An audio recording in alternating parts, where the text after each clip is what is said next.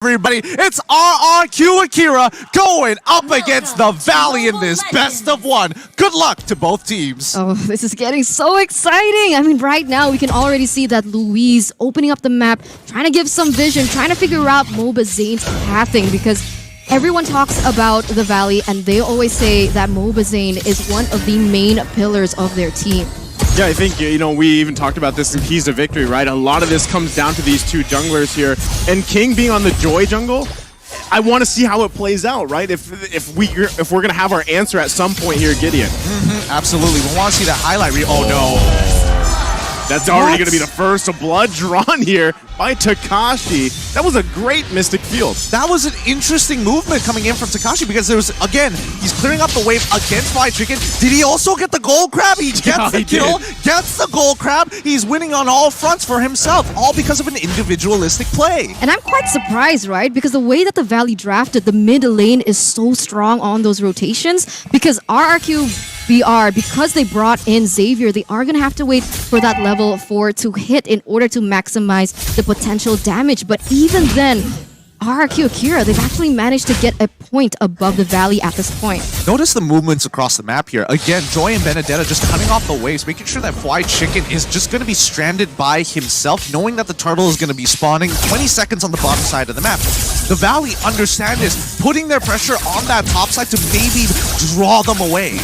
Yeah, I think this is smart moves by both teams, the way they're answering it, but still going to lead into that first turtle of the game. It's going to be up here in just a couple seconds. But you see them both. I mean, the question is, how does RRQ AKIRA play around with Takashi's lead that he has? Knowing that this first turtle comes up, it could be anyone's ball game, especially the Petrify's there. You've got the Electro Final Blow, and you're going to see them battle out for it already as both teams juggle it around. This turtle dance, Luis going to charge up the flicker in, not going to connect though. Still the fight goes on. It's going to be red treat away by King. The king of the jungle stands for now as they secure the first turtle, but he's going to get focused down. It's Fried Chicken to take out King. So, I mean, at this point, it is a 1-for-1 trade. Takashi is going to be able to get out of that situation alive, but King for a turtle. What do you think about this here, Gideon? King for a turtle, honestly, it's not the best in the world. Obviously, you would like to be able to survive and get the turtle at the same time. And especially when your teammate Takashi actually getting an amazing stun engagement onto the Valley, catching 4 people in that. Just no real way to capitalize on it, because again, their early game heroes is literally just Takashi, and maybe even you can make an argument for Gusta Lagusta at this point, but Sagan needs to scale up, King needs more farm, and Gusta Lagusta, just keep him in place. He's eventually going to carry at 2 items. Yeah, I feel like right now, RRQ AKIRA, they really are playing into the tempo that the Valley wants to create for them. You can see them already once again with the better rotations. They're much faster. They're looking to secure and maybe pressure those side lanes, and that's exactly what they're doing. Basic is also farming really comfortably at this point. Oh, they're going to put pressure here on the purple buff. RRQ AKIRA going to do their best to just try to secure it, but King going to go ahead and use those beats to get out just in time. Should be able to secure it, but still, MOBA Zane going to park himself here. The battle for the purple buff. Luis going to charge up, gets him right on target. It's MOBA Zane going to be in trouble. Colt Alter plus the guiding win. There's a flicker from Hoon as well, all for the purple buff. Oh no, that's so unfortunate. Sagan actually had a great opportunity to punish, but wasn't able to actually open up the gates there to lock him down, giving that moment, that small little moment for MOBA Zane to get on out of here. But now Takeshi is actually struggling against Fried Chicken. Now that Fried Chicken has all of his combat abilities ready, especially that ultimate, the all-ins could be devastating if he doesn't have his eye for an eye. 6 seconds left on the next turtle to spawn, and you can see RRQ AKIRA trying to set up first. We do see that Super Shark already on the way, already opening up vision. They don't want to give that early game lead that they've already attained for themselves over to the Brazilian representatives, but here we go. They're going to start it up, looking for it. Electro Final Blow did come out. Who's going to secure it? It's King, but MOBA Zane going in as well with the guiding wind and circling eagle combination. King falls again for the turtle. Ooh. It's another trade though. Everybody low on the Valley Shark? as one after another fall. Luis to get the double. Hoon and Fried Chicken the backside. Not going to be enough though, as another member's going to fall here. Fried Chicken only to stand. Man, 3-for-2 trade here, Gideon. What the heck? Yeah, beautifully played by RRQ. I mean, everything you could have imagined worked out for RRQ. The Valley were looking for an engagement. Did they have to go for it? I think they could have just backed away. The turtle was already gone. But we'll pull up the replay just in case you guys missed the action, and we'll break it down from there. Because number one, the position that we see from the Valley wasn't as good compared to RRQ. And more importantly, once the abilities start running on through, Takashi has already found his kill. Luis and as well as Sagan still alive, being able to overwhelm and out damage, isolating the right targets once Mobazane fell. I mean, Luis is on point so far with these Nuno blasts, really finding the right targets, especially around, I mean, objectively, right? The Valley's going to want to contest those, but they've got to keep a constant eye on Luis, and Takashi being 3-0-1 on this Benedetta too is going to cause havoc as the game goes on. Look how confident he is. He's cutting that deep into the wave, right? I mean, it is pretty much happening on both sides, but still, the upper hand is for Takashi. That's the beauty of the Benedetta, I guess, and we're going to take a little sneak into the emblems, but before we get into that, here's Superstar getting a little chunked in terms of that health, but I think maybe King wants to go for something here. I think they're still going to put pressure here. Under the turret they go. Ooh! Everybody joining the fight on the top side. Electro final blow, the Petrify. Takashi able to get the double. Can't get Hoon. Mobazane a little bit too late to the party. Gets the taunt off though, with Hoon picking up a kill. But look at the backside. It's Fried Chicken. Finds one for himself. But ultimately now Takashi going to be caught in a position of 1 versus 3. Does he still commit to it? He bobs, he weaves. Mobazane still sticking to him. Takashi should be able to survive. A 2-for-2 trade overall. A really good setup dive for the side of RRQ. And I think AKIRA had a really good idea. They should have cut their losses as soon as King was out of position. Back away. You don't need to give anything else, but the Valley's taking one step forward, getting and buying time for Fried Chicken to jump right into the middle of that fight to even out the score. And now we're going to see once again the setup for the next turtle, but I saw that Gusa Lagusa already had the golden staff as well as basic now, but remember that is going to be the key item for Gusa Lagusa as once again they're going in for an engage. They pull the trigger on Saiyan, they push him back here. They get the turret though, Dawning Light's going to come out. Turtle still work on Gusa Lagusa though, able to grab a kill for himself, but they do trade the turtle. Nothing too much after that. Fried Chicken is playing so boldly, running right into the middle, that knowing that the Golden Staff is already completed, taking a good chunk of damage from the Blazing Duet, and yet he still almost picked off a free kill for himself. 1,300 gold in their hands of RRQ AKIRA right now. I mean, at this point, I want to know, has the Valley been playing into AKIRA's tempo right now? But oh, wait a minute. Gusta Lagusta needs to be careful here. Yeah, there's 3. Actually, Luis here to help him out, so this might just be a disengage. Luis, though, just there to help Gusta Lagusta out. It's going to be a poke battle back and forth. The rest of the team still in the vicinity, but nothing going to come in out of that just yet. As you were saying, Eterna. Yeah, I just want to know what's happening here. How did RRQ actually pick up the lead? I mean, earlier on, the Valley seemed to have the tempo. They seemed to be confident with what they were doing. Are they playing a little too aggressively into RRQ Brazil?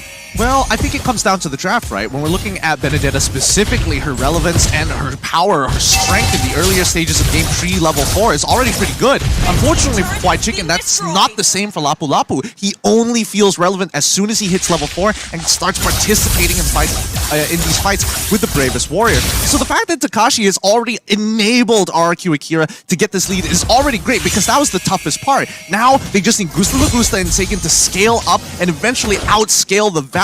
Basic on this carry, yes, he can hyper farm and scale as high as he can, but if he can't get in range, it's still a tough game.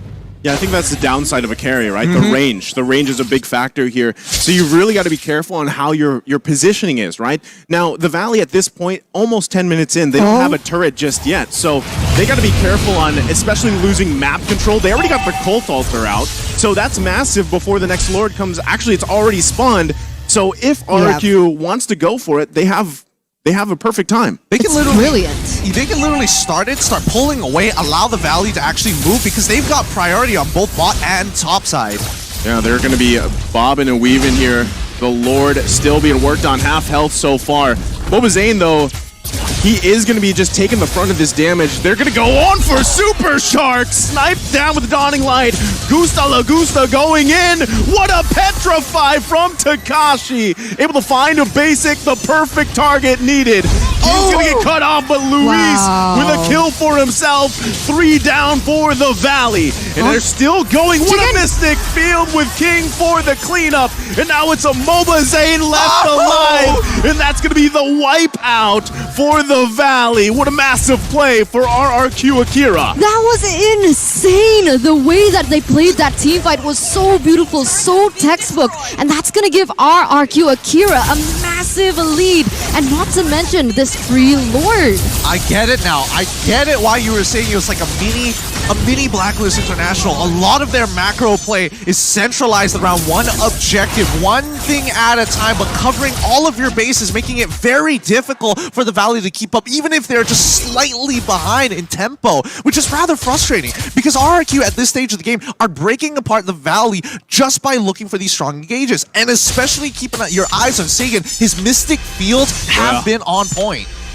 From start to here. I mean, that's what got them the first blood, right? And this all snowballed Takashi, but they're still going to be focusing here on the bottom side. Fly Chicken and MOBA Zane to be the front. They've got the Lord to handle the mid lane eventually, but they might get sandwiched in here for that tier 2. Look at the backside. Takashi goes in, forces them back. And just like that, they're going to lose more space on the map. The front to back, the peel, the damage coming in from that backline from Sagan. You can feel it, and it makes sense looking at the items that he already obtained earlier. But once again, onto the mid lane. Here comes the assault. Lord's got to be handled here. They should be able to clear it up as they hold on to both inhibitor turrets. But still, do they press the issue here? Another Mystic Field. The Dawning Lights have all been on point, like you mentioned. They're just slowly cutting them down, and especially when you have Lord empowered minions, you want to take as much advantage as possible. This is only the very first Lord, so if they get an inhibitor, it's already a big win, and there we go. It's cracked wide open. They're going to crack it open here. Luis goes in, another Dawning Light. For now, though, it's only that mid turret.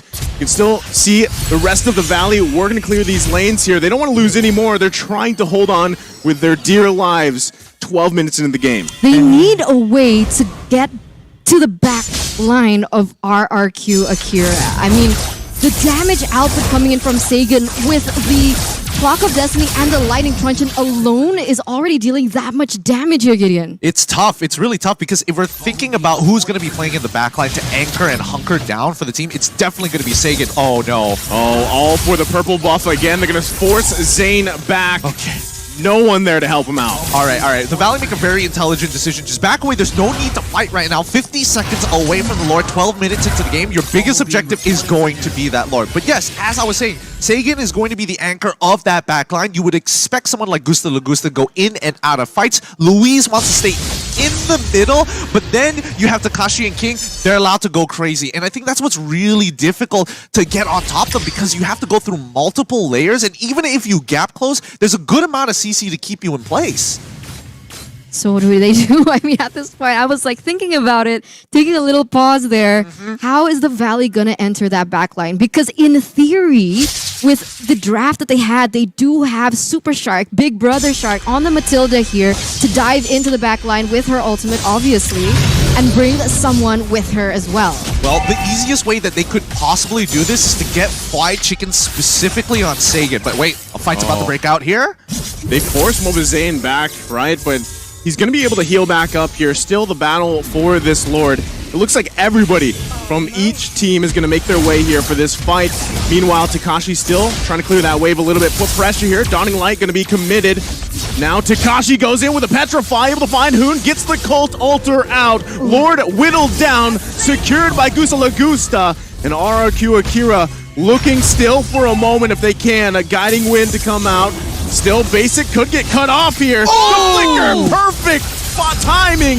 King finds Basic as he falls, and it's just disaster for the Valley. Who trying to saving grace, but he can't. 3 down, 2 in the base here. Fly Chicken finally able to get King out, but it might be too late. Might be too late. Oh my god, that was brilliant by AKIRA. Luis found that perfect moment, and now they're gonna crack into the base. Only Hoon, only Moment Zane is left. This is going to be dire for the Valley. They're trying their best here, but RRQ AKIRA going to be taking a game in match against the Valley.